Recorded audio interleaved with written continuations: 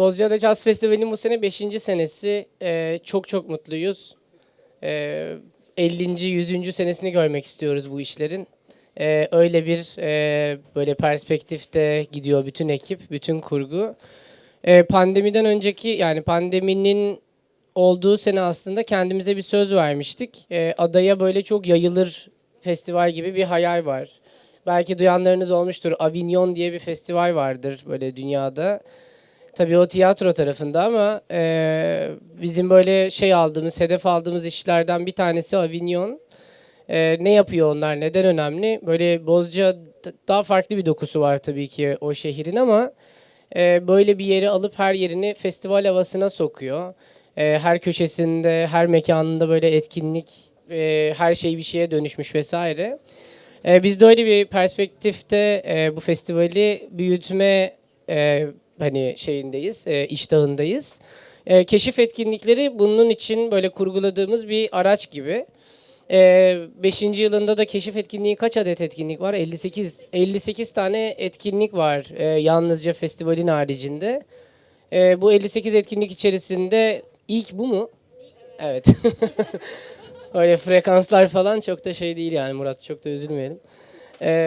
Şimdi bu panelde buraya geliş anımız olan yani pandemi sonrasında ki ilk buluşmamız bu şu an. O yüzden biraz böyle o dönem neler geçirdik, bu sektörle ilgili hani nasıl öğrenimler var ve neyi geliştirebiliriz üzerine tamamen doğaçlama takılacağız. Bir tane mailde bir araya geldiler ama yani pandemi sırasında o kadar çok bunlar konuşuldu edildi ki ya buluruz konuşacak bir şey gibi bir noktada artık yani. Çünkü çok içselleştirilmiş durumlar bizim sektördeki insanlar için. Bu kayıtlar YouTube'da da olacak bu arada. Bozcaada Caz Festivali'nin hesaplarında. O yüzden herkes aynen. Ben bir konukları I'll go start with English now. So let me introduce everyone. My name is Murat. I'm one of the co-founders of Bozcaada Jazz Festival. We have our leader Gizem here this year. I'm also a part of a collective called Three Dots. We are a Berlin, Istanbul-based culture and arts initiative, let's say. We do some festivals. So this is Eric. He is a great friend of ours since some years. We met him majorly at European Jazz Network meetings. That's when probably the relationship developed. He is CEO of Fashing and the director of Stockholm Jazz Festival. Fashing is a club that we used to copycat their lineup. Like literally, we would just check what they booked, and then the ones we could afford, we would book them to Turkey. So when I met him some years ago, when I told him, he was like, "Yeah, we check X Jazz's festival too. Our festival in Berlin." So that was nice. Thank you. Deniz, she is the director of Salon İKSV. She is, I think, the person that has the best music taste. That's according to me when it comes to live bookings, let's say. Sorry, I mean you.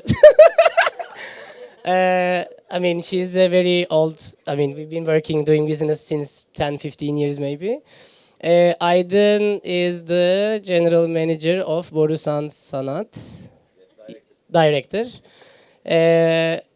When I was 18 years old, which was 18 years ago, he was the first person to give me an actual job in the business. That very moment. That's a mini relation. Aydın has been a long supporter of whatever we do. So when they came to Bozcaada, they accepted to play a DJ set. They're doing panels. They got a little tipsy last night and whatever. So let me begin. I spoke a little bit about the festival. I hope you guys all enjoy your stay in Bozcaada. So when you see our friends with the name badge, please shoot us some questions. Just a few words about the pandemic. There is hours to talk about it. But what the pandemic brought us was something called Turkey Jazz Network. I've been telling you about that too, Eric. We decided to form a network with some of the nicest people in the industry in Turkey, and we named it Turkey Jazz Network. It's a sister organization to European Jazz Network. We have all the leading venues and promoters and organizations from the Turkey jazz scene, improvised and jazz. But some of these venues, like for instance Salon, they're not only doing jazz, but they're also, now a part of the Jazz Network family. It's nice to see so many faces here. I think this is going to be one of the things that we're going to tackle during this talk, because the pandemic was a catalyzer, let's say, to form this group and the network and potentially live its benefits. So just to let you know that this session is not going to be a crying baby session. So we're not going to be like, we need money, or we need support. But some of the, we're going to get there. That's going to happen, but not all of it. It's going to be like that. So I'll start with our international guest, Eric. I just want to ask you, how it felt as a leader of a leading organization in Europe, in the time of the pandemic. You could go ahead with your personal insights and maybe in a corporate level. Thank you, and thank you for having me at Bozcaada. It's a great honor to be here. Well, it's been a long trip now, the whole pandemic situation. I think when it first hit, everyone was taken aback, and we sort of, we checked our bank account to see, okay, how long can we last? And my main motive then was to try to keep all our staff as much as we could. So that was the outcome, and keeping all our staff, we figured, okay, we can last half a year. But then, of course, the government finally started setting in funds, and I think the Swedish government has been really concentrated on keeping jobs. So we got subsidies to keep people employed instead of them, going out and being unemployed, and the government still has to pay for them. So we have a staff of 14 people that I'm keeping on, and it's everything from bookers to marketing, but also bar and restaurant staff. And it's been up and down like it has for everyone, the different phases of the pandemic. And then for a while in the fall of 2020, we started up and we went for about 6 weeks, and then we were closed down again. But all the time, the subsidies have been coming in. So right when we're feeling like, okay, now it's, can't work anymore, the government has shot some more money towards culture. So in that way, we're very, very lucky, of course. And we're sort of just anxious to get back to work, and pretty much tired of this back and forth and pushing up concerts. Our venue, we do about 300 concerts a year, which is quite a lot considering that we're closed for 2 months. So the rest of the time of the year, we do gigs almost every day. And to move, 150 booked gigs constantly forward has been, it's just boring and tenacious for everyone. On a personal level, I think I've been fine all along. I live with my family. We've been okay. Sweden has not had a harsh lockdown. My kids have been going to school. So we've been quite fine, Some weeks when they've had homeschooling just for a couple of weeks, there's 4 of us in our apartment. But no, on a personal level, it's been quite fine, and it's been, I think, a time to reflect a little bit about life and what it's supposed to be, and so on. I'm quite dedicated to staying in the music industry. I know that's what I want to do. And not always at Fasching, I see a life after that, and I see a... No, but finally, we're supposed to open for an audience this coming Thursday. So still with a very, very regulated amount of people, all seated. We're 350 capacity normally.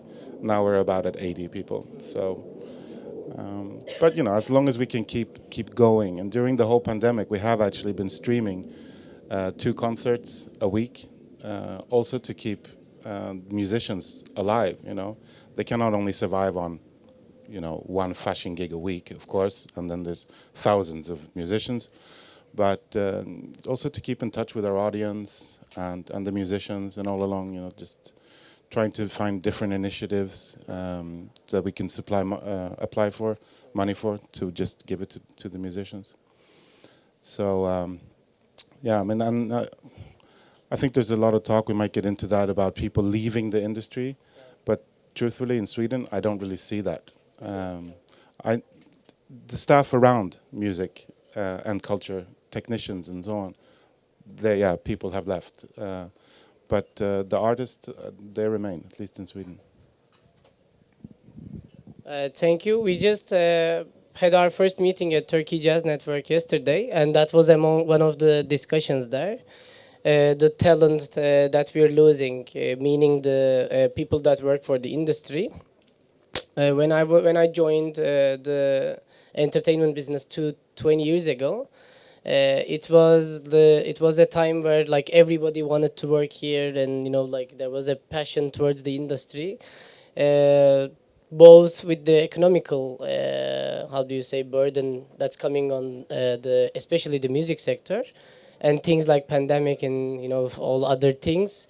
We started losing a lot of talent, so it's not easy to find people to work for us. But maybe we'll tap into that later. Thanks for your reply, Eric.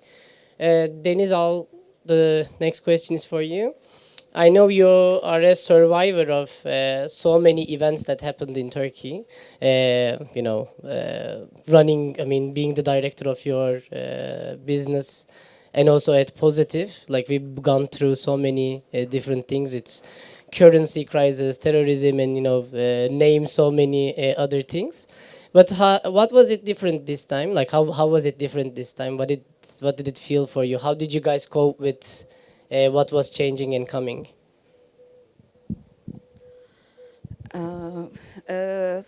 As you all know, Salon is the part of Istanbul Culture Art Foundation. I'm only directing the venue.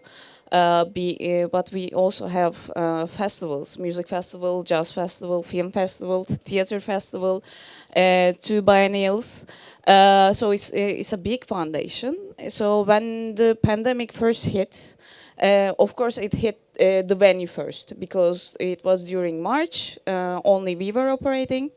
And also we are an indoor venue.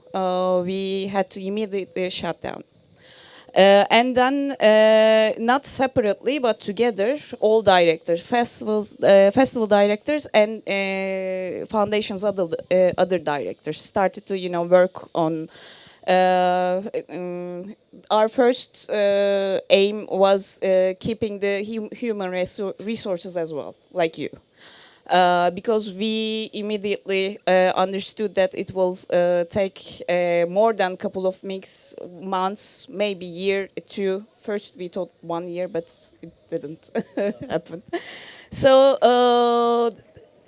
festivals worked on alternative versions of their festival. They were thinking, how can we do it digitally? And as venue, we did the same, but also how can we, communicate with other venues and, discuss our situation all together. So we are used to it, because when there's a social crisis in Istanbul, we usually get together and, share ideas. But this time it was a global pandemic, so we've been in touch with, people from all over the world, also all over Turkey, not just in Istanbul. Also talk with artists, managements, agents. Most of are my friends, like you. We discuss and try to figure how to survive this. And the biggest part was, it was a bigger crisis, but it was a bigger, solidarity movement for us. So we succeeded to keep our human resources, but because of our big supporters, actually, because foundation is a foundation has big, companies who supports us, like Borusan as well. But we knew that especially independent venues and independent promoters are were in and still are in real danger. We try to discuss with them. We try to, share ideas and give some. I don't want to say advice, some practical solutions to them, so they can be able to keep a little longer. And also, when we are thinking or making a project, we cared about the artists a lot. Also, mostly independent artists, not big names, already ticket selling names. Especially not in Salon, we are not just promoting jazz. We are promoting alternative music as well. For the couple of years, Istanbul had a really promising alternative music scene. We had so many great new names. So when we are thinking a project, we are thinking mostly with them, so we can support them, because once the venues shut down, they couldn't play gigs or tour or sell merch. So yes, for me it was a big solidarity time period of my life, I can say. Thank you for the reply. I'll ask you later something parallel to what Deniz said, but first I'll go to Aydın. I know you are one of the most organized and proactive guys that I know. How did it feel for you with this, health clarity of seeing the future? Because when you speak with Aydın, you know that they are booking shows for 2023 or 2024 and things like that. So just because they're also running an orchestra of how many people? 80 to 100 people, so they have to plan ahead and all that. So it should be feeling a little weird for you with the pandemic unclarity. I'll ask you to to talk about that. And also one thing connected to it. What's the advantages and disadvantages of what Borusan had? Because as a company and the industry type, you should probably felt both of those, the pros and cons of it. Thank you. First of all, when we have heard there's a pandemic coming up in March, we have to shut down all our events, orchestra, quartet, and music house. But as from the orchestral side, as we are a big group of musicians, we couldn't do concerts on stage because of this social distancing. And then what we did is wait for a bit to see the future, and then we start planning how we can keep our artistic level of the orchestra. So first of all, we did 14. We normally do 14 concerts per season. We double it so that we will have 35 musicians on stage. And then for the quartet, it's the easiest one because it's 4 people and it's very mobile. So we just cancel all the soloists and we focus on our repertoire. But from the advantages is as we are supported by only one company, Borusan, we keep the financial support so that we keep our staff and we start paying our musicians even though we didn't do the concerts, especially for the we paid all the concerts that we have to cancel for all the musicians, so that we support them because if there's no musicians, we can't do anything, actually. And for the disadvantages, as you said that we always program in 2 years advance, we have to move everything because the classical world is also shut down in that period. And for my side, it was really weird because I normally know what I'm going to do in 2 years. Now I'm really confused. And I was like, okay, I'll put this artist to there and kind of planning. But with this stuff, we try to do how we can still keep the music, keep doing the music, and how we can broadcast it.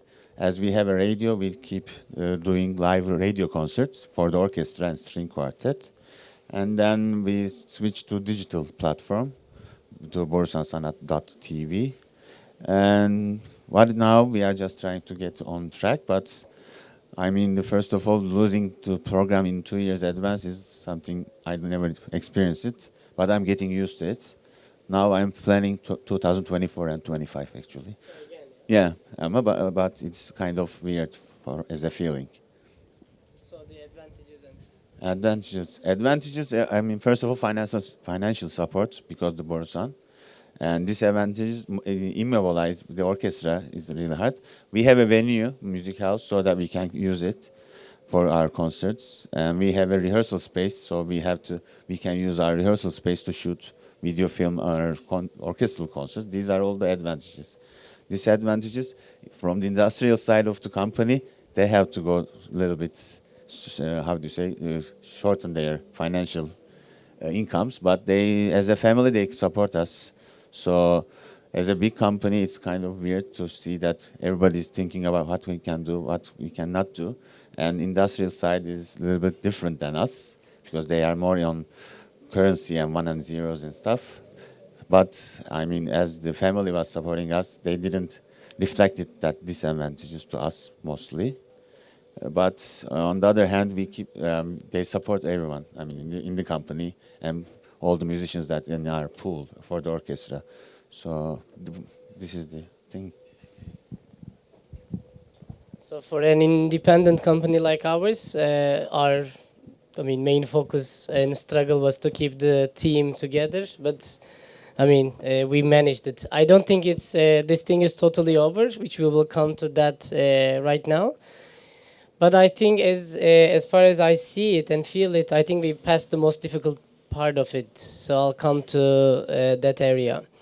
Eric, you seem to be like a very calm guy in your normal life, like on the inside. Did it really felt the same, during the period, or did it get a bit, anxious sometimes? That's going to be one question, and then we will come towards the what do we do now, questions and the part. From this point onwards, when you think about it, do you see our industry on a more survival of the fittest approach? Or do you think that there should be certain support mechanisms?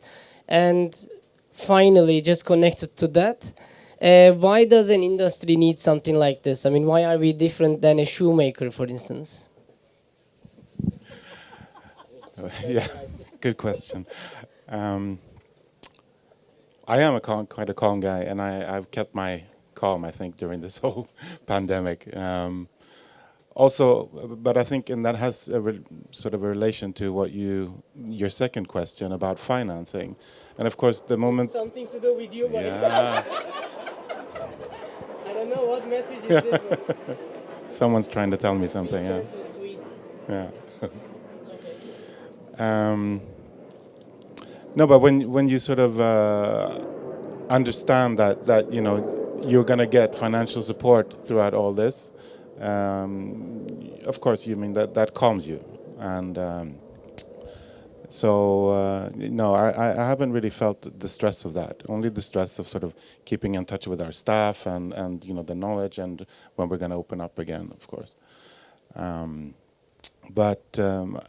And for a financial system, I think we spoke a little bit about this last night, how in Sweden, like company sponsorships in the arts is practically doesn't exist. Politicians love to talk about it, but no one is sponsoring. And but instead, there is a tradition, of course, of public funding, and so our venue is we have public funds, but not at all in sort of the same as sort of the operas or the theaters and so on. To talk numbers, we do a turnover about 35 million Turkish lira a year, and we get about 3 million in support, so about 10%. And truthfully, I mean, we could do without that. We could do a program, we would survive as a club. But what kind of a program would that be? And I think that's the sort of the question for the politicians is that, I mean, of course, if you end public financing, what you're going to see is automatically a much, I mean, a lot of the arts are just going to disappear, because we know already from the beginning that when we book certain bands, you know, free jazz nights, that we're going to have 50 people in the audience. It's not going to be 350, but then I can book a soul gig and it's going to be sold out. So if we won't only soul, funk, and these, like, you know, main broad stream things, then yeah, we can do without the funds. But this is not the objective of our club, and it's not the objective of you know, Swedish politics as well. So I think this is fundamental, pretty much, for any system. I mean, I don't know the situation in Turkey. You seem to have relations with companies. In Sweden, we talk a lot about this, of the artistic freedoms and how to keep that, both within culture but also in the press, and that that it's, you know, essential for a free press to get government support, but at the same time for government and politics to be, you know, step away. They can't mingle or mend in the programming, or in the press, of course. So yeah, I mean, I think you see the same thing in all the clubs throughout Europe and in the States. It's the ones that have support that can do an interesting programming and actually push music forward. Cool. I mean, maybe Aydın and Deniz could add a couple of words to that, but I want to tell you guys, we have Elazar here. He is a long-time supporter of the Turkey's, let me say, to begin with, music scene from the Israeli embassy, and also Esra.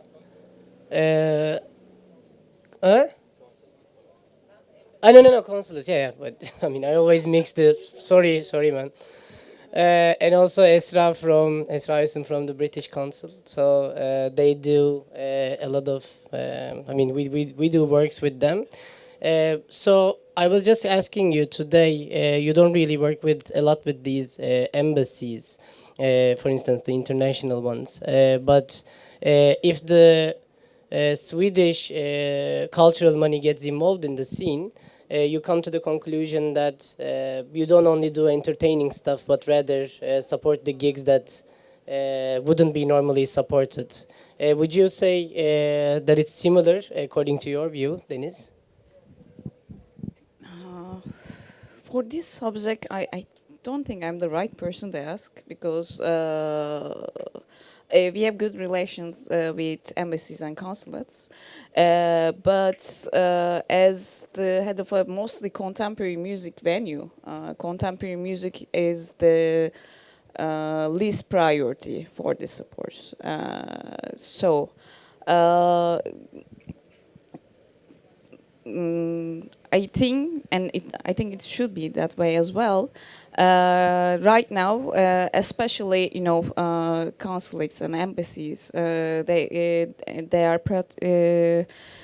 are mostly involved in projects for, you know, gender equality, you know, climate change, and you know, immigration issues. They want to support it because no one is.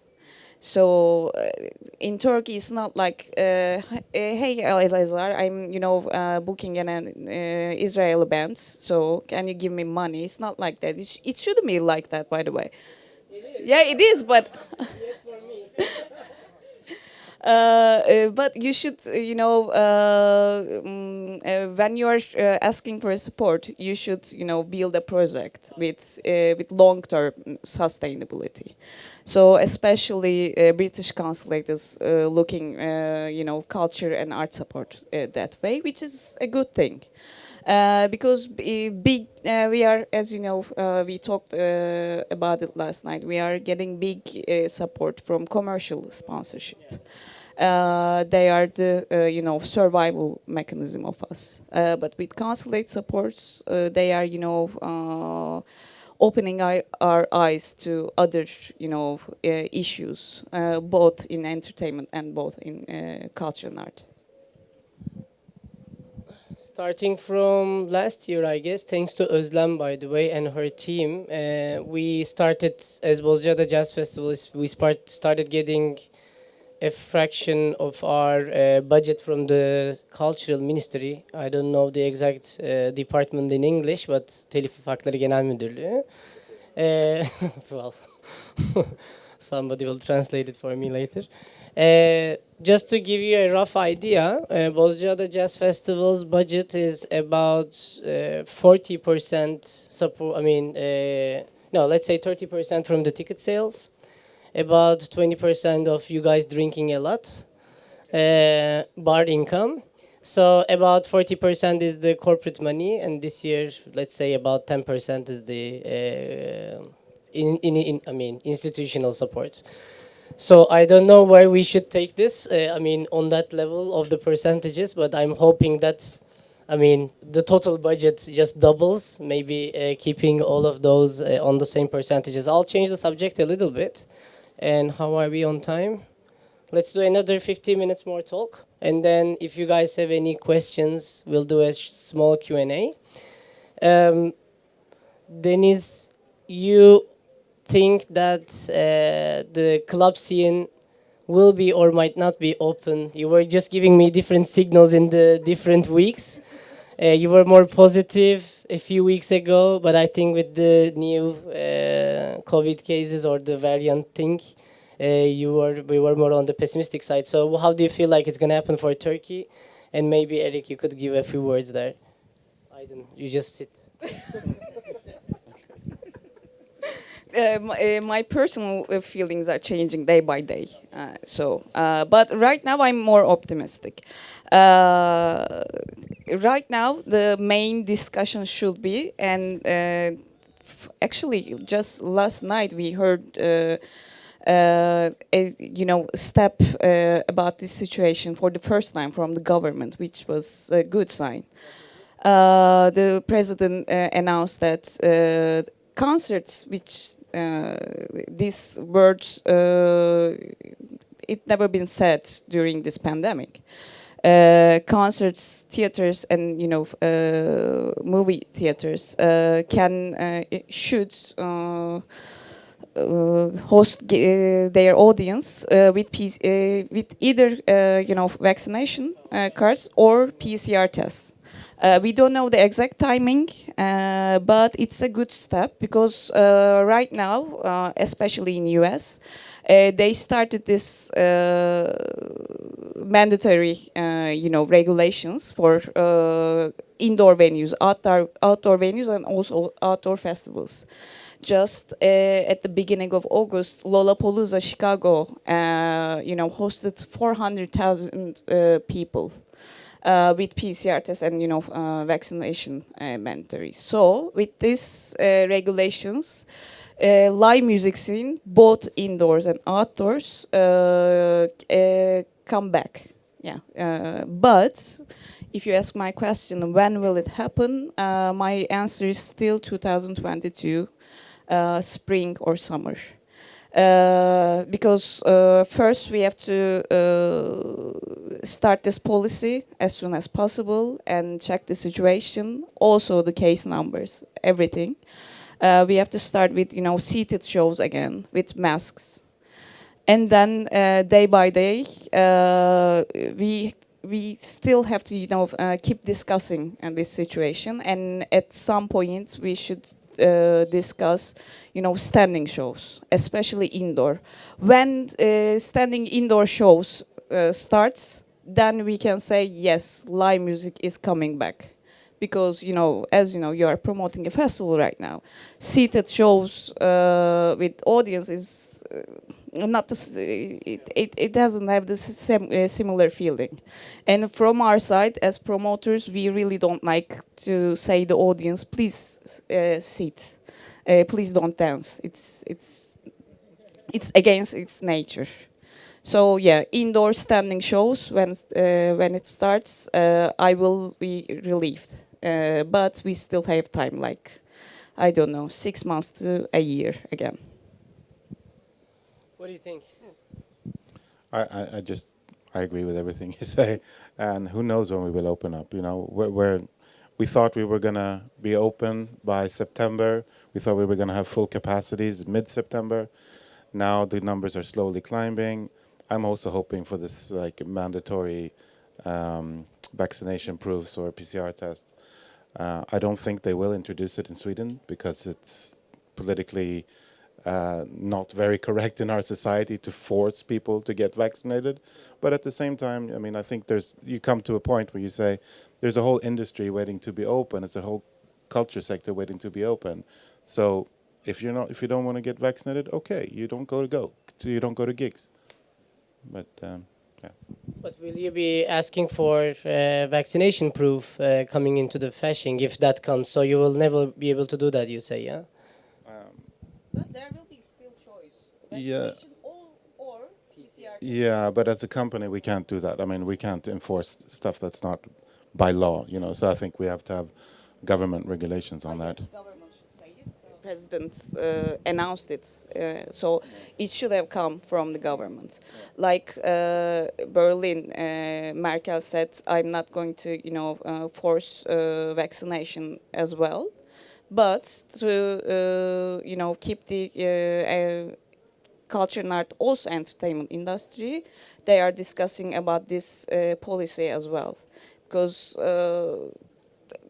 we should start at somewhere with giving some choices to people as well, because there are several cases like.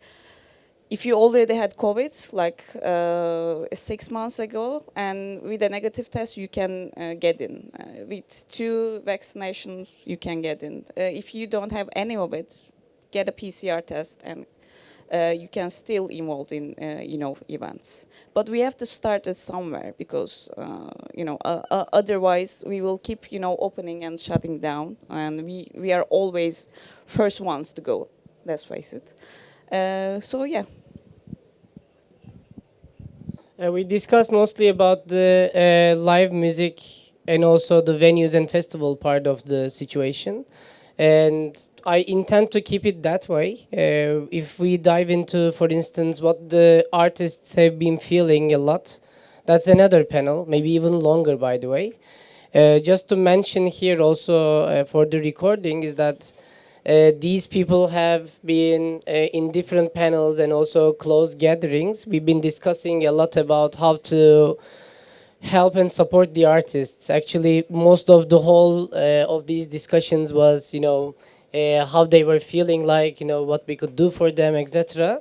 But for the sake of the, how do you say, the name of the panel, and as I have you guys, so I kept it on the more business side. But amongst the 4 of us, Aydın is the one that hangs out with the artists a lot. So you're all constantly in touch with them because you're also managing an orchestra in this quartet. So how did this affect how did this whole thing affect how they see now music? Is there a lot of dropouts? Things like that, or do you think there is going to be the time back that they will be giving all this energy back to the audience? Just a mini note here. The reason I'm asking is just after the pandemic, especially starting from this year, when the shows we're starting to go back. We work with these jazz musicians, and like you just put them on stage, and then they go on stage and play for hours. They're super skilled, like they can improvise. But after all this pandemic time, like the top musicians in Turkey, the jazz ones, for instance, they felt like they wouldn't perform as well as they thought they could. So they missed it. They were super excited, but there was a point that there was a blockage. So how do you feel? What do you think about all this? It's a quite a good question because yes, first of all the musicians when they were locked down, they've been taken out from their reality and they have to stay at home. And of course, if a musician or artist can't perform or improvise or anything, they can feel that they are living, they are alive. But what we did with the Borusan, with the orchestra, that we did double the concerts. We keep them playing so that their level, their how do you say, their level enthusiasm doesn't go down. But of course, when I talk with them, they want to go out, perform. But of course, without an audience, there is another issue. They play, but there's no feedback.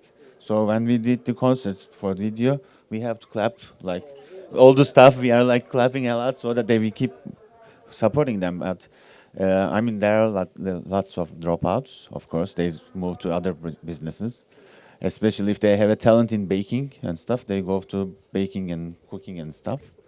And then what we did with the musicians, yes, we keep them playing or recording because otherwise they can't improvise. Some of them go home and then they do compose music, but then there is no venue to play them. But what we do also to have some like projects that we can combine different musicians as for music house, so that they keep working on it. And but in this time, hard times, they stay at home. But now they are a little bit more enthusiastic and looking positively because now there's venues. Yes, when they go on stage, they didn't know how to act. They lose that sense. But like now we video shoot them and then we show them what they do on the stage because normally in classical orchestras, audience doesn't see much the details like what they do when they are not playing. So now they are much more careful about what they are doing because there's all video. Yeah, there are close-ups and everything, but they also look at themselves and I mean that's the most how do you say, the good one. Otherwise there are lots of other things. I mean, and then there's, as we show them what they do and then we keep them supporting, they're now getting back on their feet, especially. And also with the orchestra, the main problem, playing together is very important. Now with the distance and everything, they don't hear each other and they lose their unity. So we have to keep we keep pushing them to work together so that the musical quality goes up again back to the normal times. And in general, the musicians, what I heard from them in different kind of, they need the venue or even though they need an online streaming because they can't sit home and compose all day. At the end, they can't release those.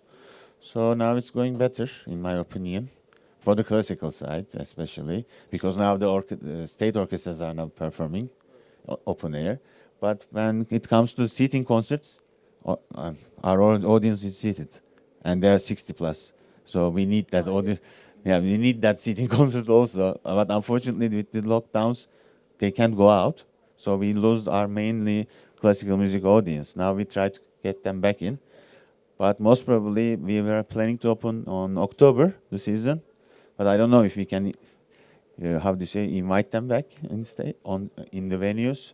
And mostly they will come after 2022 because they are really afraid of going in some places, even though most of them are vaccinated, 60 plus I mean talking.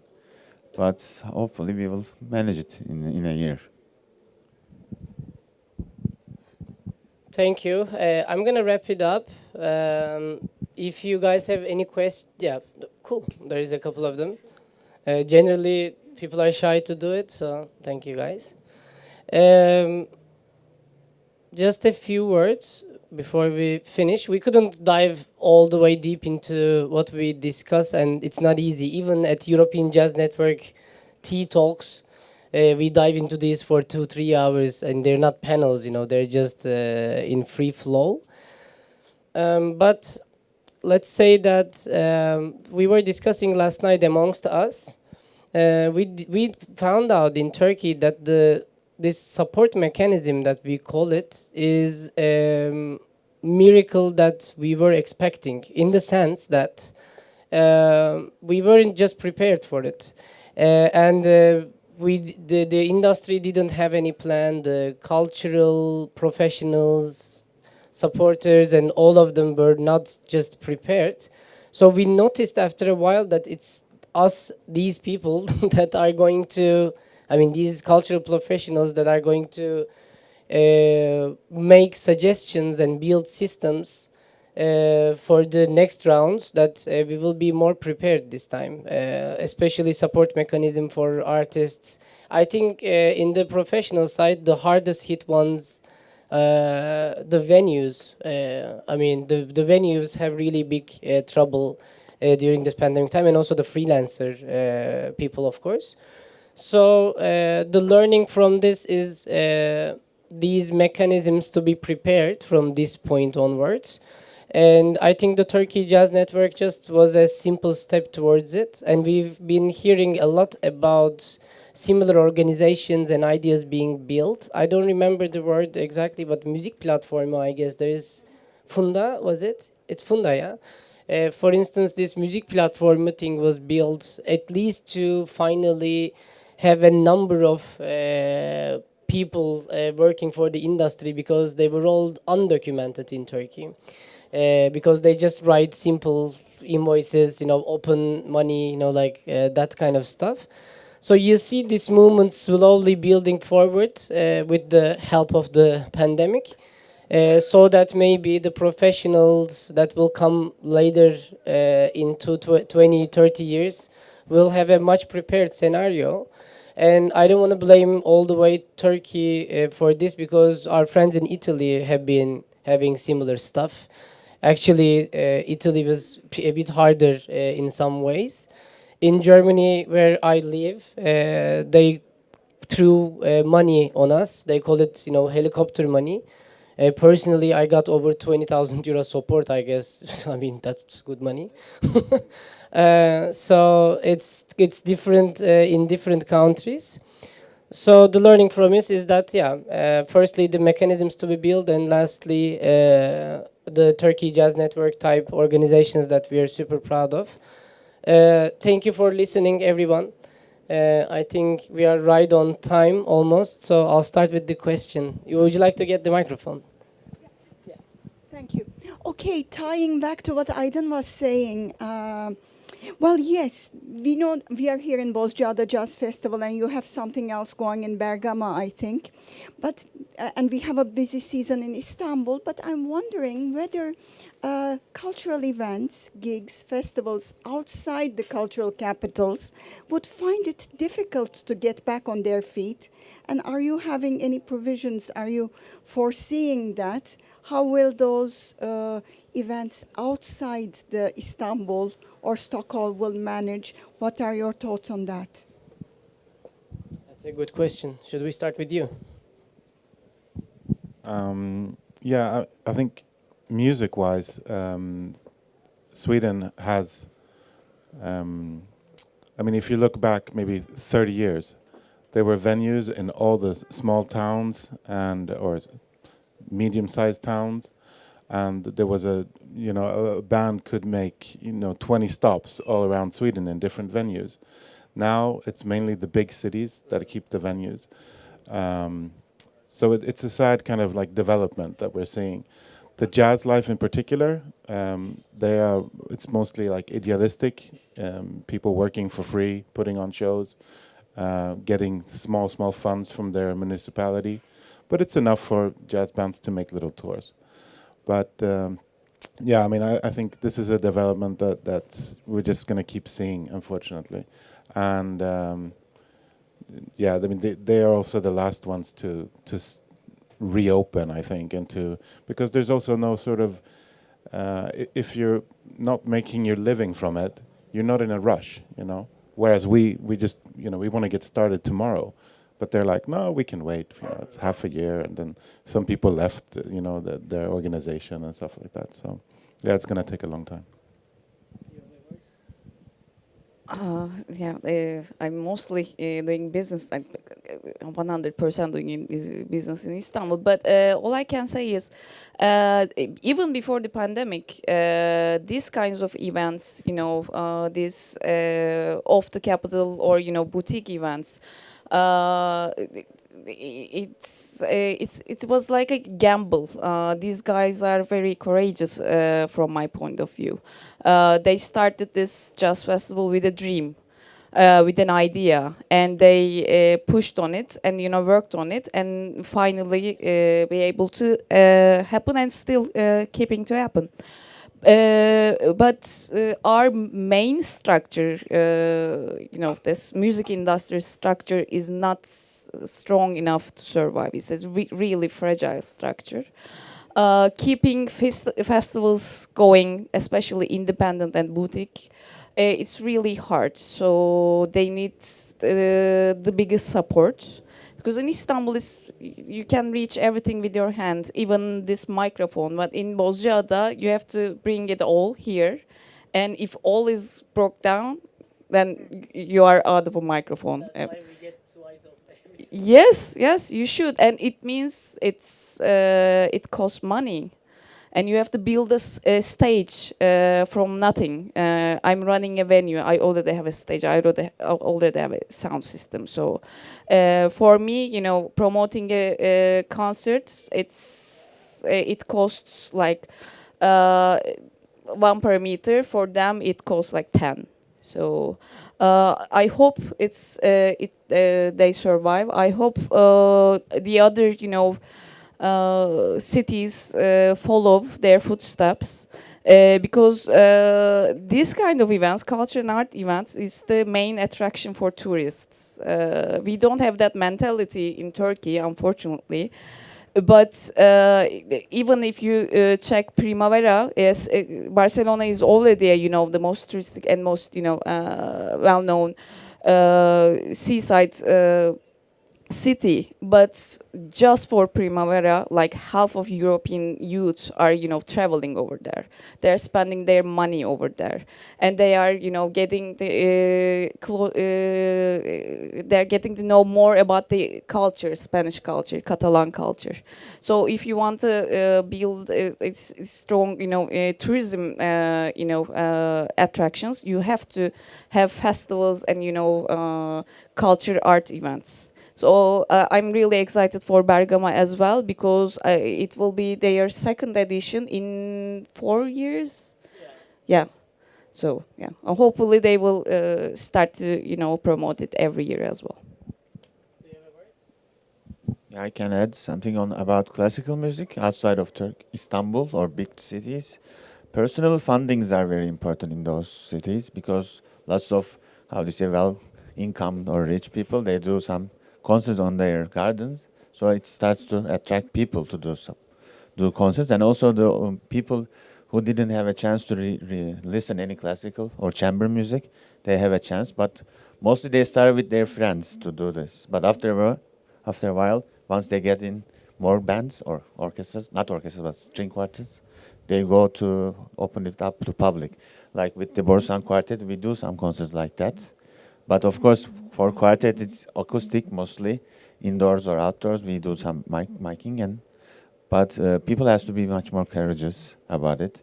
But of course, mainly the sponsors support main acts in big cities. They should go out of big cities. They should, how do you say, raise the budget for that. Because not only big cities are important, because there are lots of people. But digital concerts, now they have this effect. But then you have to have establish a computer system to those people who can't reach. So first of all, they have to find the funding in general. I'll add a final word there.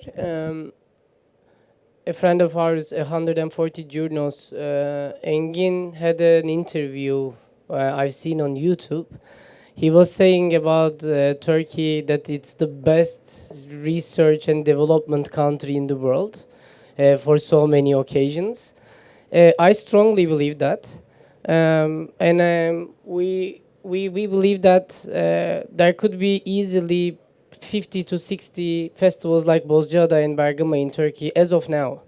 I'm saying in the sense that it could fill capacities, people would be happy. There is the capacity for the technical background out of it. We got enough backline, we got enough sound systems, we got enough staff. And Turkey is a geographically heaven place with so many things. Well, you could pick so many locations in Turkey and do a European international level festival. This could be in cross-disciplinary areas. It could be a light show, or it could be a theater contemporary event, whatever. So Bozcaada Jazz Fest. I mean, it wasn't the first festival like this, but in the jazz realm, it was a first step. But together with these networks being built, I'm super excited that we're gonna have 5 super cool similar festivals in the northern part of the Turkey, for instance, Karadeniz or southeast. So we attended a workshop that Özlemece and her team did, I think 2 years ago. You guys were bringing all these young professionals to Istanbul, and people like us were giving a couple of talks so that I think they could inspire. Oh, yeah. And I've seen all these excited people from all over Turkey, 20-year-old level professionals. I think it's gonna be super easy with the how do you say, with a little bit of this support mechanism to be built in Turkey. I think it's gonna be a different landscape totally, because in Europe you have all these festivals, classical to theater. You see these festivals like 50 kilometers from each other. I mean, there is this festival that has 40,000 capacity, and next week, 25 kilometers away, there is another one. So I think, yes, I mean, there's a lot of things attached to it. Maybe not the audience is all ready for it and blah, blah. But I think this can be built. So I think this is growing. Huh? There is hope yet. Well, I mean, for sure. Did you have a question? Yeah, thank you. It's on a much sadder note, but the Turkish music industry has been hard hit by suicides over the pandemic, and it's made a lot of headlines. I think more than 100 musicians killed themselves. I wondered if you could talk at all about what sectors in particular have been hardest hit in terms of these suicides, if there is any kind of collective effort to support them. You know, is there something that, you've discussed the sort of support that you have. Is there any outreach to people that don't have that kind of infrastructure behind them? And what will it take to turn that around? Yeah, sorry. This is the saddest, issue of this pandemic. First of all, I don't have a very clear or stable answer for this question, because there is no sustainable economy behind this sector. The culture and arts, and sometimes they are referring us, entertainment, but that's another topic as well. So if you don't have support from the local or general government for any other sector, especially for people mostly working as freelancers or day-to-day basis, when everything's shut down, they are out of job, they are out of lives, they are out of money to survive. Also, the mental health issue in the world is right now it must be a bigger discussion than ever, because we are living in a really depressing world. At the same time, we still have hope, but sometimes we are facing with our inner demons as well, and difficult times. You are more and more challenging with the demons. So there should be a support system, but that answer won't come from independent promoters or private foundations. That should be built. I don't know, by Ministry of Culture and Arts, and with how can I say it? Even they are private, some kind of them. So yeah, it's not. We are part of this business, but the big issues should be solved by bigger heads. My answer is that. But I think there's a little effort to give at least therapy sessions to this kind of troubled musicians, freelance workers. So I think they started a collective, some with therapists, but I couldn't remember the name right now. Can I just say something in support of my own country and the way that we handle this question, not specifically in the arts, but Sweden had a softer lockdown than a lot of its neighboring countries, and we also had higher death rates in the beginning, and we're getting a lot of critique from that. But our national health system, they were pointing towards this mental health issue a lot and saying that in the long run we're going to see deeper effects of a harder lockdowns and closing down schools, that it's not worth it. We have to think about, not just the coming year, but the coming 10 years. So, it's and I think that has been on our agenda quite a lot. And we haven't actually seen suicide rates and everything go up in the same way as we have in other countries. So hopefully that says something.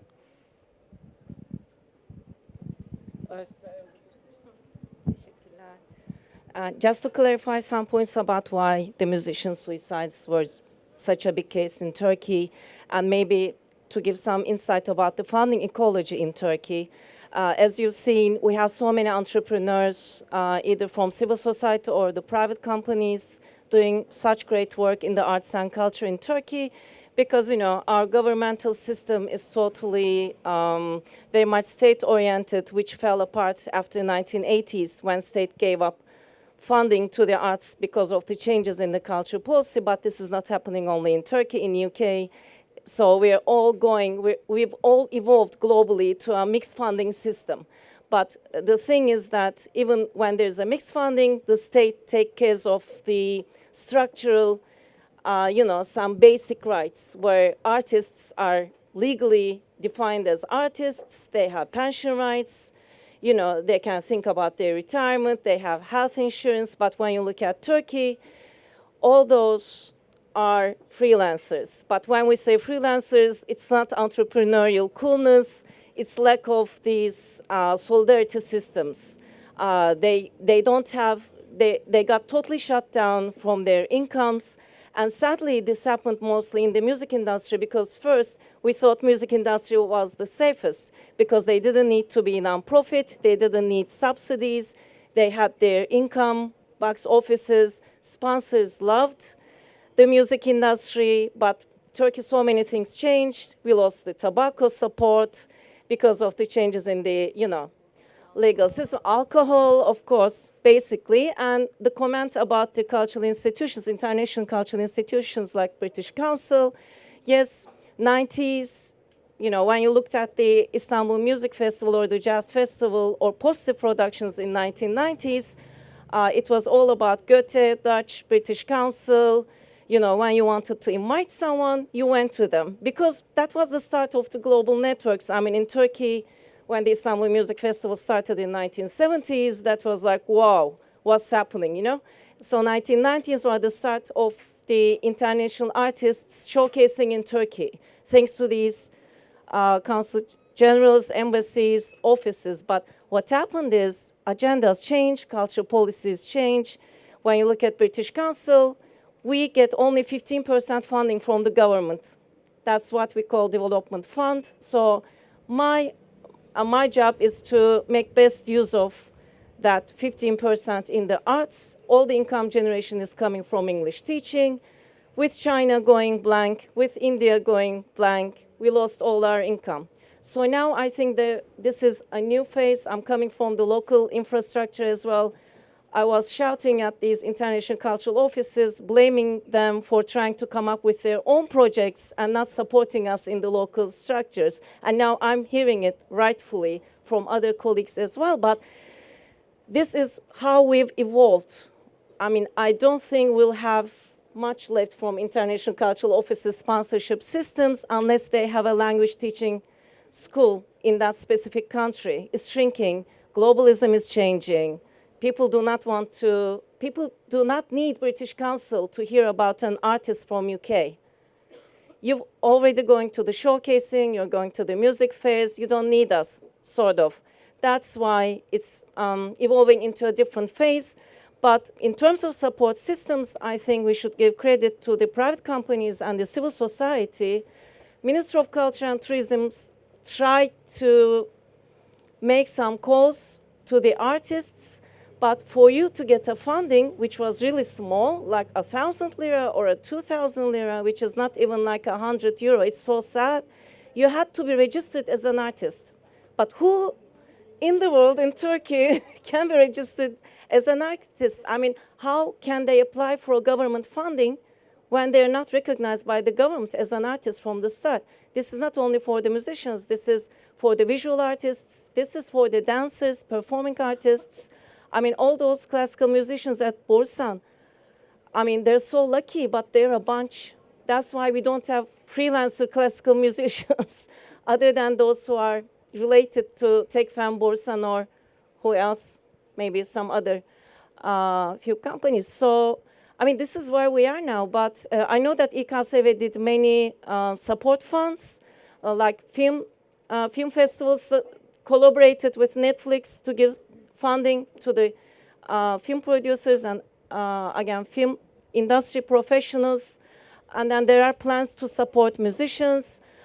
So, like British Council made this digital collaboration fund globally. When I'm getting, I'm losing my own local funds, they're establishing this millions of pounds for digital productions. That's another case. I mean, so I'm sure all the other, like Dutch Embassy, Dutch Cultural Office made a call for artists, performing artists as well. So, I mean, we survive somehow, but we have to understand that it's now a mixed funding. It will never be only the state, it will never be only the sponsorship or the international offices. It has to be a mixed ecology. But most of all, what we're forgetting about is that we're lacking the ownership from the audience. That's why we are failing. I mean, this is working because the audience is here, embracing your festival, they're breathing for these artistic events you're producing, thanks to you, thanks to your efforts. But as all the other institutions, if we don't hear our audience, if we don't understand, no one will be out there to save us. No one will be out there to lobby for us. So I think pandemic has been the greatest learning ever for the arts sector itself. I mean, there are lots of lessons learned. Huh? Can I say something? Yeah.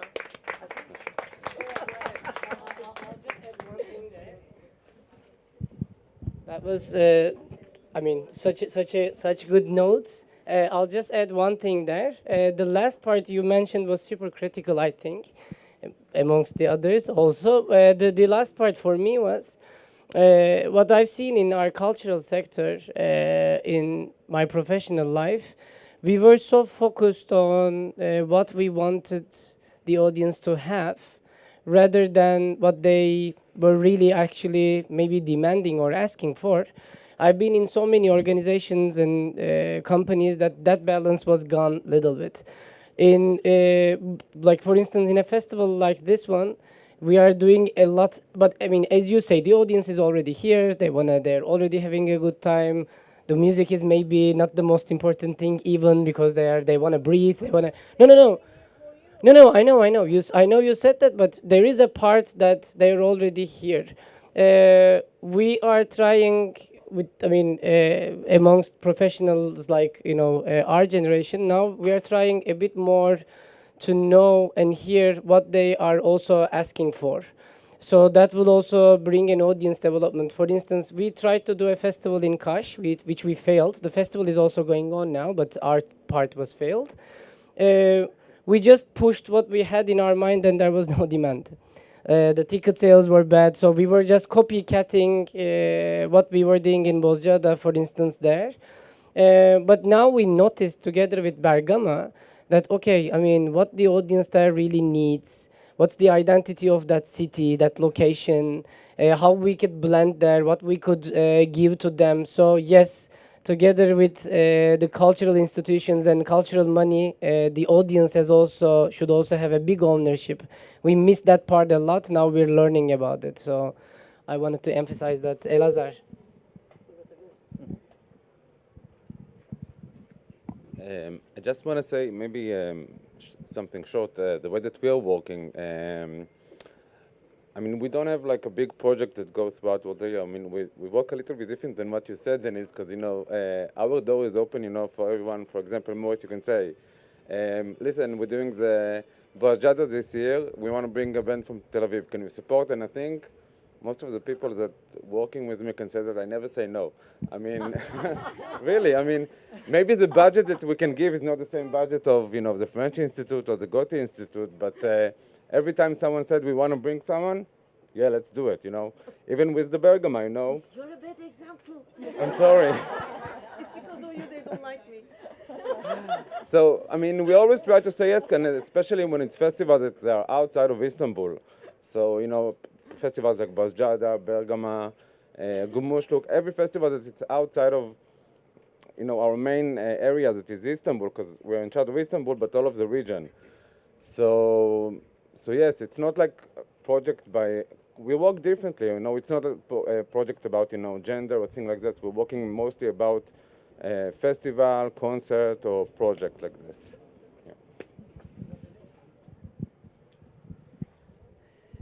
Just final words now, because we better wrap it up. Elazar is the crazy person that actually, he pushes us even.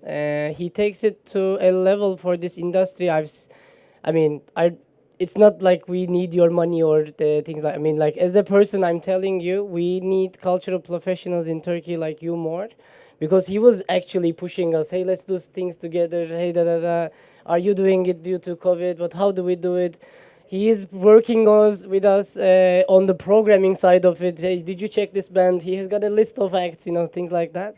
So that's fun to work with you guys, really. And I'm hoping that let's finish it hopefully, yeah? Is it cool? The live industry, let's say, is slowly recovering back. So we could say that. Is it? Yeah.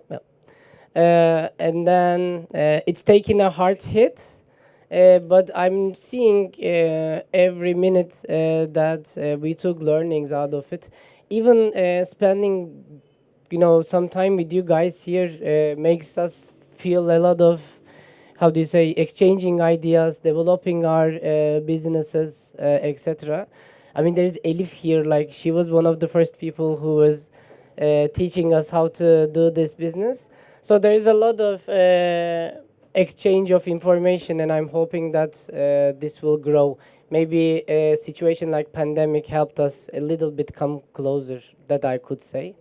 Thank you for your precious time. Yes. Yeah, go ahead. No. I have a very little question. After pandemic, we have all these digital concerts. I wonder of your institutions, I wonder how many of your, for example, Borusan, I know you have an audience, your own audience. How many of them are interested in this digital concerts? And will you, when the venues will be open, will you go on to do these digital performances? Thank you. Yes, we will continue on recording the concerts and stream them from radio and digital platform for 3 brands: orchestra, quartet, and music house. For the orchestra, as we have a very high-aged 60-plus audience, I guess around 50% of them go on because we keep the tracks. Mostly, yeah, but they the main problem is they don't continue to finish it, but they click on it. Hope thanks to their nephews or grandsons, so that they can go on. For string quartet, there's more people that attracted to watch it. But yeah, we will keep on doing digitally and hybrid, so that we will continue on that, so that we have a new budget for that. Now we will learn that it's a big expense, but now we will continue on it so that we will be on digital and live at the both time. Last year, not only our music festivals, but also our film festival and theater festival did, digital streaming. And with the numbers, I can say, yes, film festival worked very well with, big numbers like 50,000, 80,000 people, stream with, by the way, with pay. They weren't, free of charge. Because that content is really, how can I say it? We all have, big screen TVs right now at our homes. We have, great computers with good sound and, digital clarity. But with concerts, without that, without that feeling, without that live feeling, with that experience, you can see the lack of interest.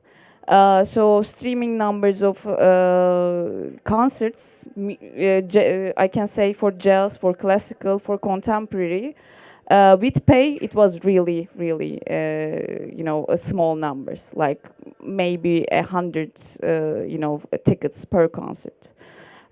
So we will record some of our, future shows, even with the audience. But the main reason for that, with the start of the pandemic, as IKSV, we checked our, archive, and next year it will be our 50th year. And we saw that our, especially recording archive wasn't our strong side. So we decided to, record more and more, but it's about budget again. But for concerts, yeah, streaming, it will continue, but the main thing is still the, live part of it. This is not just the, music festival. This is an experience. You are coming to an island. You are here, listening panels, and you are discovering, local wines, and you are meeting with new people. Without that festival feeling, you cannot reach that from a screen. So live music part, it's good when it's live. I mean, what we're saying, we started streaming like 1 week after the pandemic hit. We kind of understood that this is gonna go on for some time, so let's just get to it. And in the beginning, we had like 2 iPhones, and then we've been slowly catching up on our technology. And then finally, the government came in with some support right now at the end of the pandemic. Great. But we're just investing this summer 20,000 euros in like new technology, new cameras. So we'll definitely keep streaming. But at the same time, we're seeing a real like sort of online tiredness of people. It's like, come on already. It's we're bored. So I think we're gonna have to try to find like different angles to do this. One interesting aspect I think for the future, also post-pandemic, is we're setting up a thing with the national. It's like a national organization in Sweden that has members, like around 200 members, and a lot of these have their own movie theaters in small towns and so on. That maybe they don't show commercial films, but they have like a small network of people who go. And we're going to actually start live streaming concerts together with them, so that they can sell tickets to their theaters all around the country. And then we have a live audience at Fasching, maybe a full house there. But we also have 2,000 people all around the country who are paying ticket money to see the concert streamed. And then they're also doing it together, not in front of their own screen, but they're going to a theater. Exactly, it's an experience. It's something to do together when you can't travel to Stockholm and see it live. And there we're talking, we're estimating that we'll maybe sell at least 200 tickets. And when you have 100 people buying online, that's no money. But 2,000, did I say 2,000? Yeah, like 2,000 tickets, all of a sudden, you're talking quite big money, both for the artists and for us. So I think this is one way that we're starting this. Yeah, this fall we're starting this. So a tip. Okay, I think we'd better finish. Thank you for your precious time, and I hope you enjoyed it. Thank you, guys. I'm like only me. Okay, cool.